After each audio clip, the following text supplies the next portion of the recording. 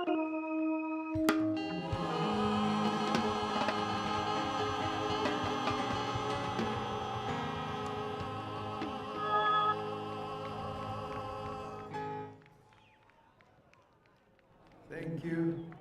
you very, very much.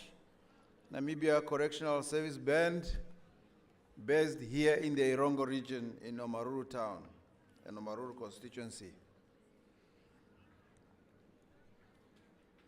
As we move on with our program, most importantly to the second part of this program, let me just go through it quickly. We'll have a message. We are going into the tributes now. We will have a message from the former governor of the Irongo region, Ambassador Samuel Nujoma. And after that, we'll have a message on behalf, that will be delivered on behalf of the family by Ms. Winnie Mukupuki. And then we'll have a message from Councillor Risto Kapenda on behalf of the veterans of the liberation struggle. And then later on we'll have a performance and then a message from the SWAPO party by Comrade Daniel Muhura, SWAPO party regional coordinator. And then I'll announce again as we move on. So for now, Dilimani, they have prepared, not Dilimani actually, there are speeches that are quoted from the founding fathers' statements, and those will be played through the Dilimani. You have the audio.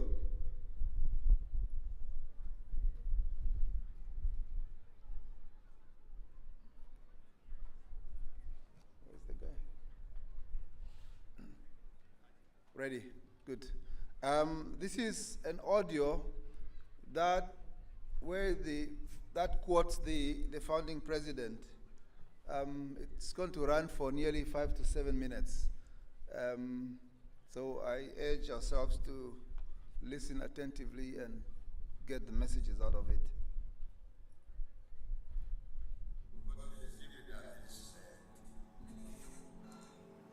They have our wonderful day. This is where sitting here. This is the heart of Saka. Because all the shit we like, nobody travel from the United States of America, Canada, and Europe. Nobody passed through here but Cape Town to deliver to Saka. But this we are talking here. Oil that makes the ship to move, become expensive.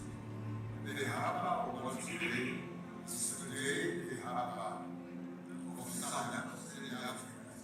Africa must unite in order to make sure that this continent become a great respected continent of Africa, for Africans and for those who respect Africa. Really believe that the United people striving to achieve common good for all members of the society will always remain victorious at the end.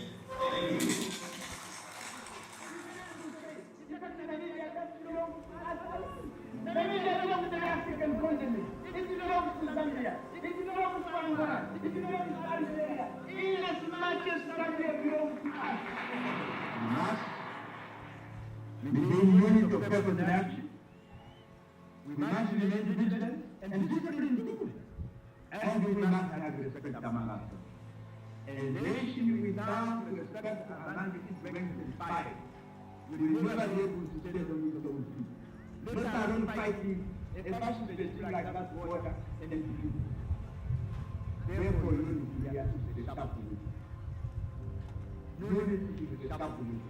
Next to a gun, we have no other one, except the Namibia, and we have to be there. Those who are trying to send all our way to freedom, it is only as we wish question to this. Whether Puerto Rican wants to rest Namibia shall be free. We will do this.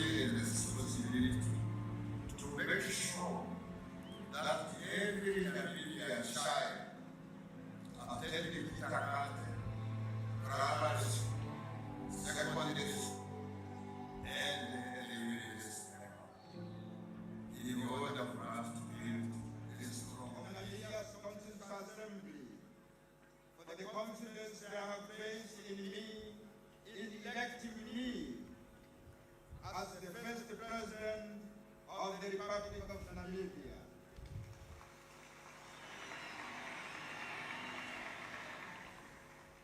I pledge to do my utmost to uphold the Constitution of the Republic and to honor the trust which the Namibian people have bestowed upon me to lead this new nation at this critical juncture.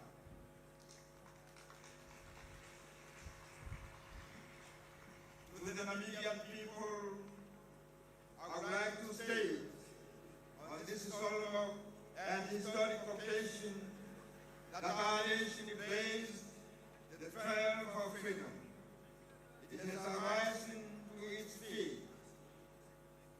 As from today, we are the masters of this vast land of our ancestors. The destiny of this country is now fully in our own hands.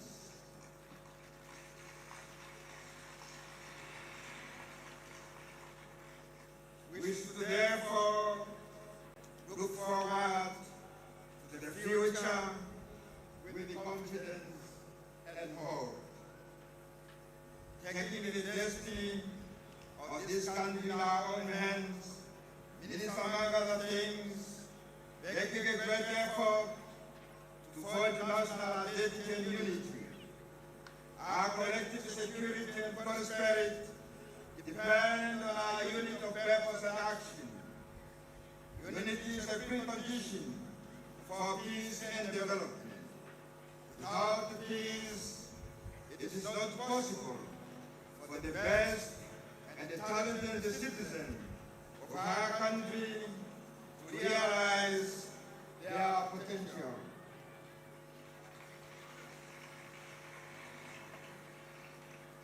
Our achievement of independence imposed upon us a heavy responsibility, not only to defend our hard-won liberty, but also to set for ourselves higher standards of equality, justice, and opportunity for all, without regard to race, creed, or color.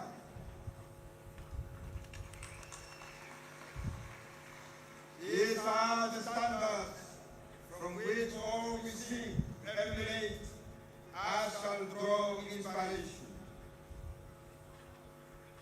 Master of Ceremony said, in accepting the sacred responsibility which the Namibian people have placed upon me as the first president of the Republic of Namibia, I would like to bow and pay homage to our fallen heroes and heroines, whose names Namibia's present and future generations will sing in songs of praise, and whose martyrdom they will intone.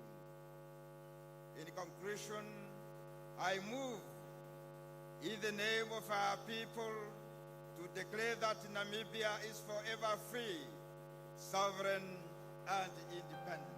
I thank you.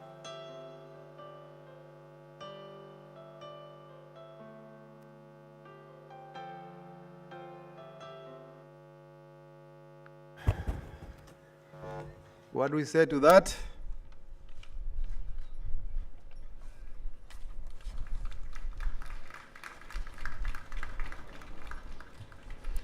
A great statesman he was. So many things that we can learn from those statements. Destiny in our hands. They say, though he's gone from our sight, he's never gone from our hearts. So as we move on now to the tributes, we will ask Ambassador Samuel Nujoma, former governor of the Rongo region and ambassador to Brazil, to deliver his message.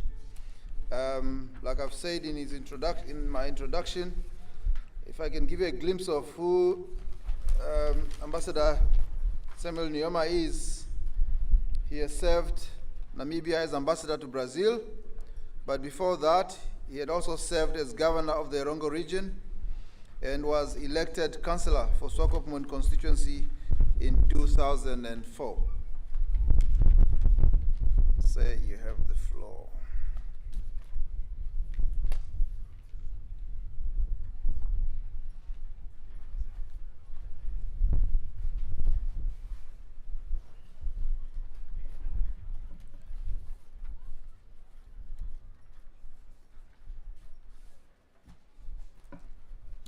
Thank you, Director of these proceedings. Honorable Benia Madira, representing the Chief Mourner, family members of Mushimba and Nujoma, Honorable Christine Okwaves, Minister of the Office of the Presidency, Honorable Neville Andrew, the Governor of Erongo Region, Honorable Richard Kamwi, former Minister of Health, Honorable Alpheus Naruseb, former Ministry of Works and Transport, Honorable Benita Imbaba, Chairperson of the Regional Council, Comrade Daniel Muhura, the Swapo Party Regional Coordinator, fellow Meme Julia Nujoma, fellow Mourners. We are gathered here today in honor and reflection and to bid farewell to a great leader, a true giant of history, our founding father, Dr. Shafiishuna Nujoma. A revolutionary icon has departed the land of the brave, a land that he sacrificed so much to establish, a land where democracy, freedom and justice prevail for all its citizens.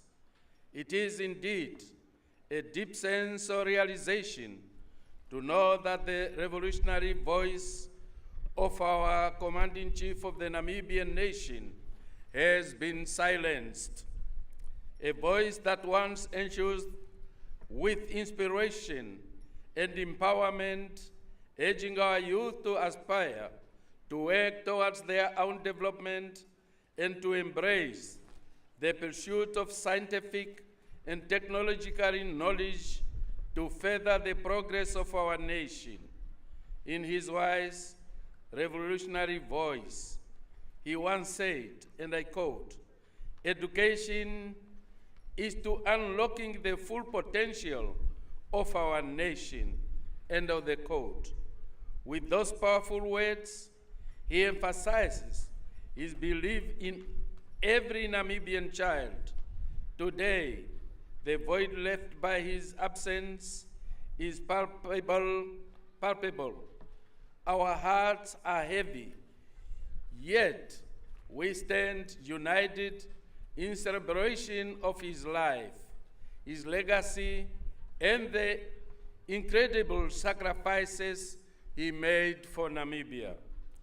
Dr. Shafiishuna Nujoma, the first president of the Republic of Namibia, was not only a visionary and a revolutionary leader, but a humble servant of the people.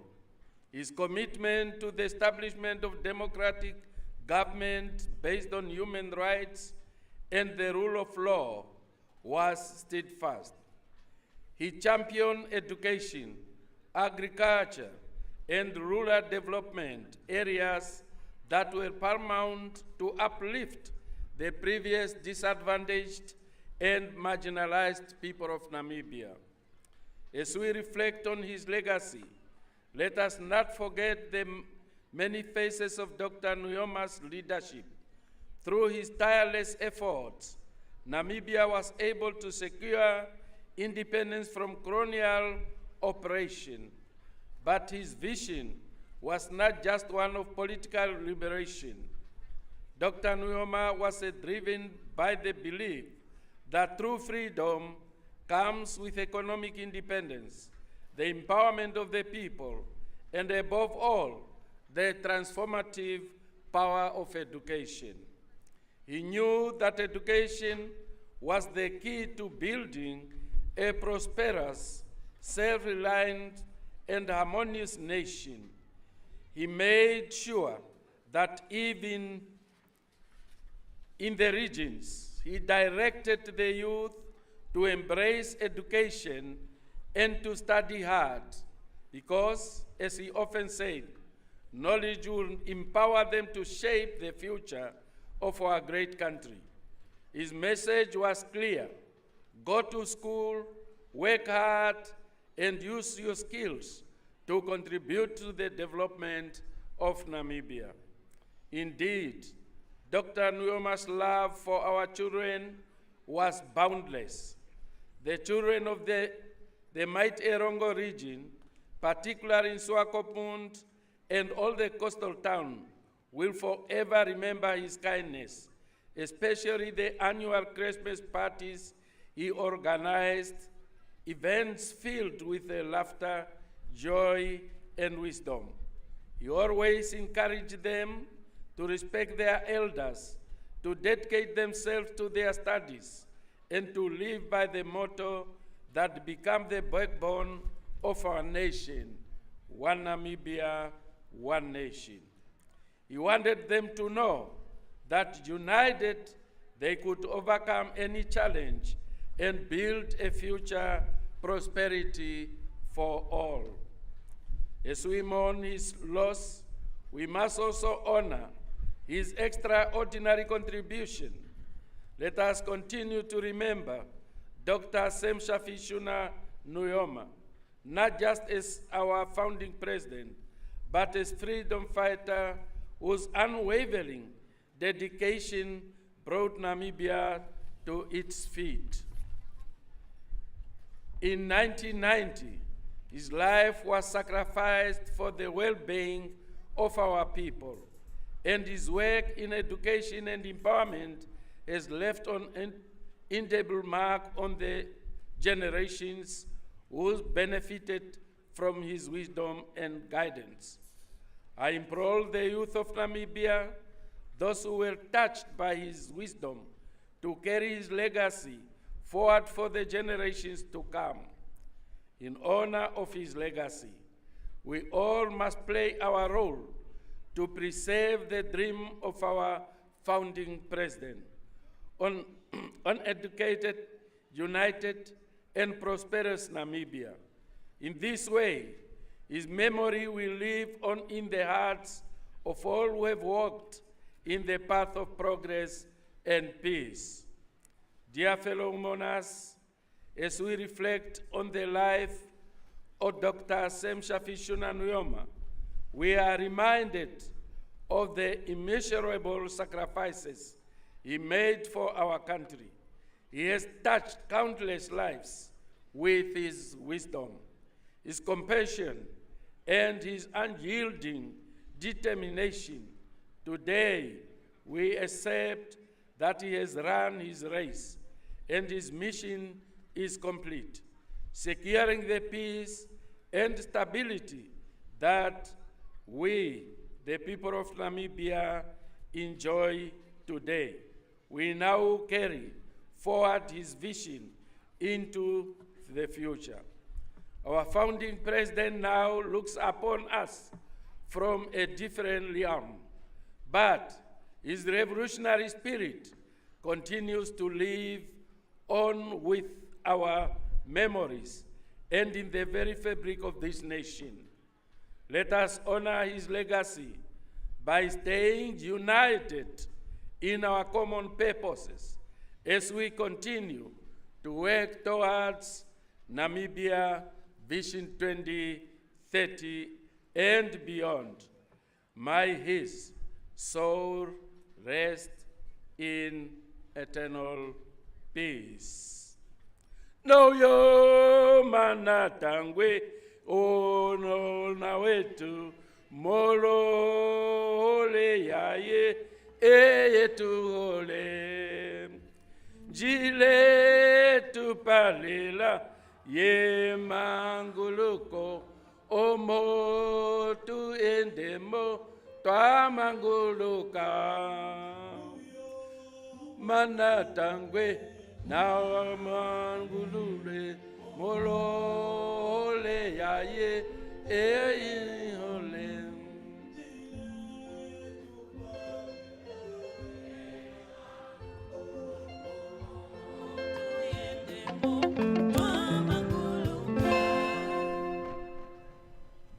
Thank you very much, Ambassador, for that inspiring tribute, very detailed. At this juncture, we'll have a message on behalf of the family that will be delivered by Ms. Winnie Mukupoki, who is the granddaughter of the founding president. She currently resides in the region.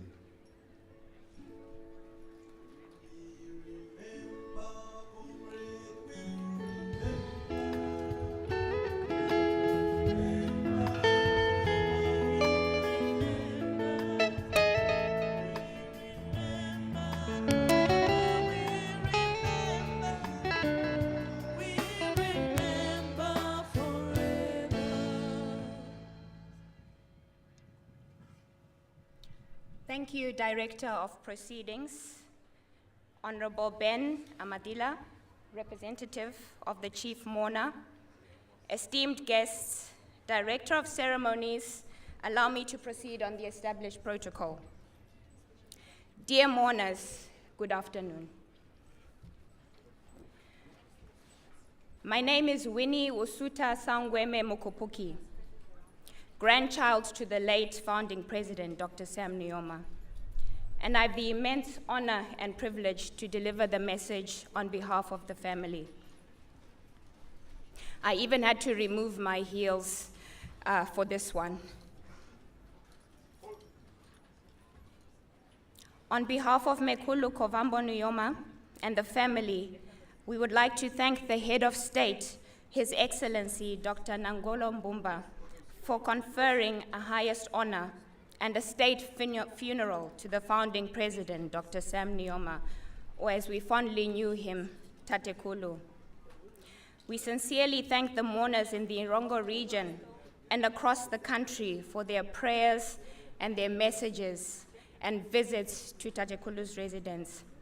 It was so heartwarming coming from the airport and driving through the streets of Walvish Bay and seeing all the children and the people of the town standing and giving their last respects to him. It was very moving. Your support brings us comfort, and we are grateful to know we are not alone during this difficult time. To the Sam Nujoma Foundation and its board members, we thank you for your continued support. To the Governor of the Irongo region, Honorable Neville Andre, and his council members, we thank you for the efforts made to make this send-off such a success. Tatekulu's relentless pursuit of self-determination and sovereignty for the Namibian people, alongside his comrades, is truly remarkable. We feel his absence so deeply this afternoon. He laid a solid foundation for Namibia's independence and democracy. As a Pan-Africanist, he envisioned a united Africa capable of resisting imperialist forces. As we listened to that audio, it was so moving to hear him. He was really passionate, and he really took no nonsense because he believed in the people of Namibia. As the last living African liberation icon of his generation, he tirelessly advocated for unity, peace, and solidarity. In these days of mourning, we have heard moving accounts from those who endured and witnessed the atrocities of our former oppressors. Despite this painful history, Tatekulu and his comrades ushered in a new era of national reconciliation and nationhood to secure a better Namibia for all. For many of us, the grandchildren of Tatekulu, our upbringing was anything but ordinary. It was shaped by movements across various continents and countries, and it was deeply intertwined with the broader SADC regional liberation efforts. It is crucial, especially for the youth, to reflect on the journeys of those who have come before us. As the African proverb popularized by Chinua Achebe wisely says, and I quote, "If you don't know where you come from, then how can you know where you're going?" Such reflections connect us to our roots, uniting us as a people and ensuring that we never, ever return to the dark times of our past. By understanding our history, we empower the present generation to move forward with purpose, with resilience, and with a shared commitment to a better future. One of Tatekulu's most powerful quotes, which we heard from January 7, 2008 was, and I quote, "We must never again allow ourselves to be divided by tribalism, regionalism, or ethnicity." On another occasion, he emphasized, and I quote,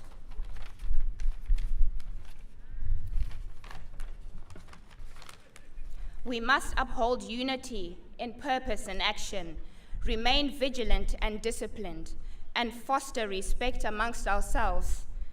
A nation lacking respect within its ranks will never stand strong." Tatekulu's love for the Irongo region ran deep, and his ties to Walvish Bay were especially strong. Today, dear mourners, we bear witness to Tatekulu's homecoming to the very region he cherished so dearly. It was here in Walvish Bay, in the heart of the Irongo region, that Tatekulu encountered soldiers returning from wars across the globe, including Europe. These encounters marked the beginning of his journey into a new era of enlightenment. Fast forward to 1990, Namibia gained its independence, but Walvish Bay remained under South African control. However, Tatekulu's visionary leadership paved the way for a breakthrough in 1992, when Namibia and South Africa agreed to create a transitional joint administrative authority for Walvish Bay and the offshore islands. This authority was led by two chief executive officers. Our current president, His Excellency Dr. Nangolo Mbumba, then Secretary to the Namibian Cabinet, and Mr. Carl von Hirschberg, former South African ambassador to the United Nations. On 1 March 1994, South Africa formally transferred the sovereignty of Walvish Bay and the Penguin Islands to Namibia, and from there, the story of our nation's unity and progress unfolded. Omake.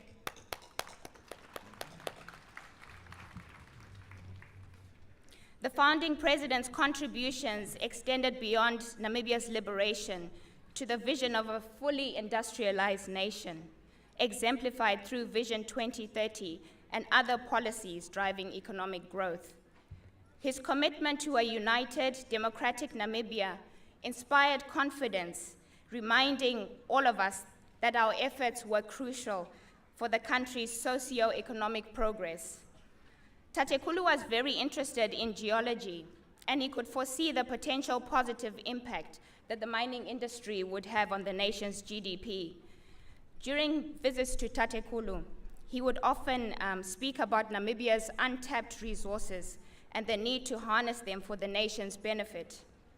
As Chancellor of UNAM from 2003 to 2011, he advocated for students to pursue studies in geology and engineering to drive socioeconomic development. His vision is being realized as more oil, gas, and uranium resources are being discovered more frequently. In 2023, the Chamber of Mines reported an 18.9% growth in the mining sector, and the industry now contributes 14.4% to Namibia's GDP, signaling a positive and encouraging trajectory. He was also tremendously